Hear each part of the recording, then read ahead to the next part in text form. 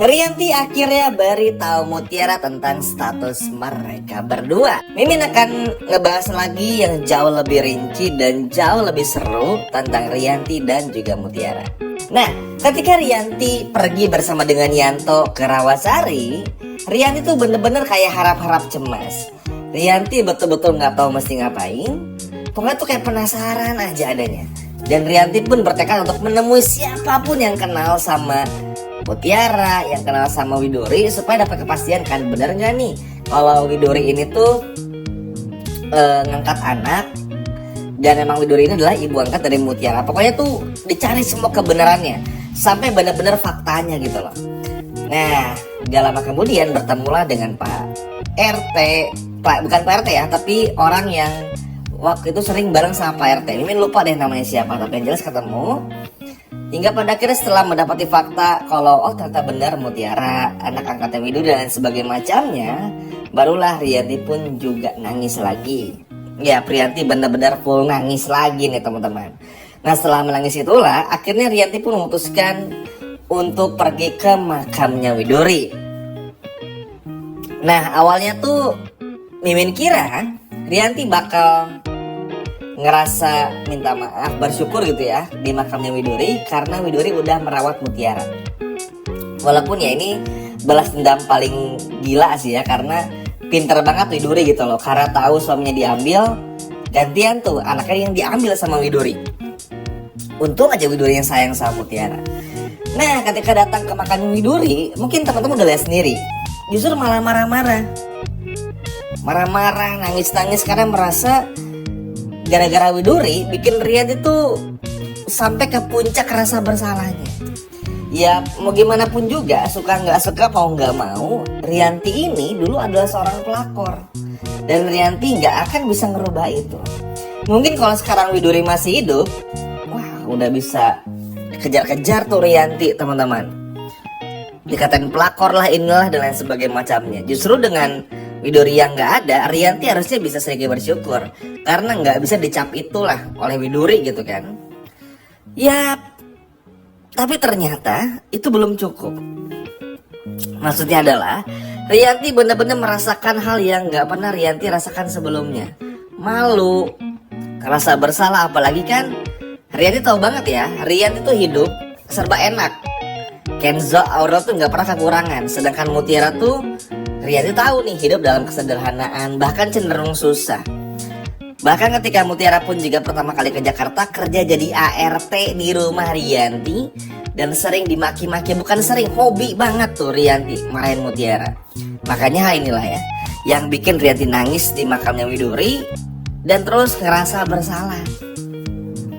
Karena mau gimana pun juga Rianti gak bisa merubah lagi masa lalu, gak bisa kembali ke masa lalu untuk merubah semuanya. Semua udah benar-benar terjadi. Nah untungnya Rianti tuh menerima Mutiara teman-teman ya, bener-bener sayang Mutiara. Pokoknya tuh gimana caranya ingin selalu hadir buat Mutiara. Makanya karena ngerasa bersalah inilah Rianti tuh udah gak sanggup lagi menahan. Kayak orang yang udah kangen dan gak terbendung kangennya, pasti kan gak mau dan gak peduli ya mau sesusah apapun itu. Pokoknya kalau udah kangen dikejar aja. Nah Rianti kurang lebih kayak gitu. Rianti pun juga pada akhirnya cari Mutiara. Rianti pun juga pada akhirnya temui Mutiara untuk beritahu semuanya tanpa mikirin konsekuensinya bakal seperti apa. Karena itu tadi, karena rasa bersalah. Karena Rianti sadar Rianti udah betul-betul salah karena melihat kenyataannya seperti ini. Bayangin aja, Mutiara dimarah-marahin, hampir dibuat celaka. Ternyata setelah semua jahat nih kepada Mutiara, Rianti baru nggak Mutiara anak kandungnya. Gimana nggak ada rasa bersalah ya teman-teman. Pasti kebayang banget tuh Rianti nggak bisa tidurnya kayak apa gitu, bener-bener bingung. Bahkan Aditya pun juga ketika sampai rumah pun bingung, ini Rianti ngapain gitu, kayak nggak ada, kayak orang aneh aja gitu teman-teman, kayak nggak ada kerjaan gitu loh, nggak bisa tidur, kayak keringat dingin, kayak bener-bener aneh aja. Yang mana ini bikin semua orang pun juga ngerasa aneh. Apalagi Aditya pun juga ngerasa, ada apa nih Rianti sama Mutiara, kok kayak gini. Karena kan tentu ya bagi Aditya tahu banget lah sifat Rianti itu seperti apa. Benci sama Mutiara tapi seketika sayang sama Mutiara aneh. Makanya nanti Aditya pun juga cari tahu. Tapi tanpa Aditya cari tahu pun Rianti emang bakal jujur. Ya seperti yang baru Ajamin katakan juga, Rianti di sini tuh udah nggak mau lagi menutupi semuanya. Rianti ingin membalaskan dosa-dosa di masa lalu untuk merawat Mutiara, memastikan Mutiara hidupnya layak, melihat Mutiara secara dekat, ngobrol sama Mutiara. Karena pada akhirnya selama ini pun juga hidup berdampingan sama Mutiara, Rianti kan gak benar-benar tahu dari kecil tuh Mutiara kayak gimana. Cuman ya dengar cerita aja, itu kan berbeda ya. Tapi kalau ngobrol langsung, kalau udah jujur kan pasti Mutiara pun juga akhirnya ngabisin waktu berdua lah, quality time bersama dengan Rianti gitu misalnya. Jadi akhirnya, nah Rianti tuh pengen ngejar-ngejar masa-masa itu. Karena bagi orang tua, segimanapun juga pasti teman-teman ya pengen yang terbaik buat anaknya, pengen ngikutin semua perkembangan anaknya.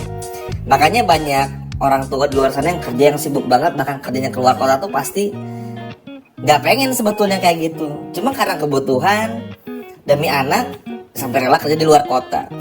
Terus pasti ngerasa sedih juga tuh karena biasanya jadi nggak deket sama anak, nggak tahu perkembangannya. Kurang lebih kayak gitulah apa yang terjadi kepada Rianti. Cuma ini lebih ekstrim aja kalau Rianti.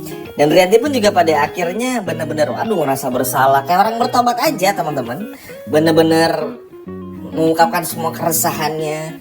Dan ini senang ya, karena udah bisa dipastikan kedepannya Rianti nggak akan bisa jahat lagi sama Mutiara. Cuman memang Rianti ini tuh mungkin masih agak swing nih kalau ke Sandranya, karena Sandra kan kita semua tahu licik ya.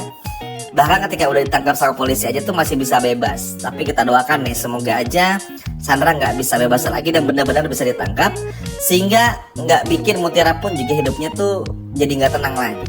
Tapi tenang teman-teman, karena Rianti udah tahu siapa Mutiara, Rianti bisa jadi penjaga Mutiara berikutnya setelah Kenzo.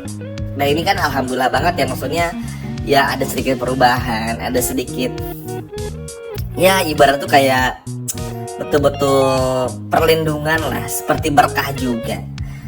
Sehingga pada akhirnya Rianti pun juga nggak mau jauh-jauh dari Mutiara. Begitupun juga Mutiara. Mutiara pun juga ngerasakan feeling yang aneh gitu loh sama Rianti. Ngapain Bu Rianti dari tanah lahir di kaki? Ngapain gitu loh Rianti kayak begini kayak begitu gitu ibaratnya. Itu kan bener-bener aneh bagi Mutiara. Tapi nanti pun semuanya akhirnya tahu. Salut sih sama Rianti, bener-bener ngebuktiin semuanya. Bahkan kalau nanti pun dirasa ragu lagi, tes DNA. Pokoknya bener-bener ngebuktiin semuanya, yang mana pada akhirnya bikin Rianti pun juga sayang dengan sama Mutiara dan gak mau lagi meninggalkan Mutiara. Aduh ini so sweet banget sih teman-teman. Bener-bener terharu, sedihnya ada, emosional banget lah. Apalagi kita semua tahu ya betapa jahatnya Rianti coba selama ini. Tapi setelah tahu Mutiara itu siapa, langsung berubah, bahkan merasa bersalah. Makanya Rianti nge-spill semuanya kepada Mutiara. Kurang lebih seperti itu. Sekian video dari Min dan sampai jumpa lagi. Dadah.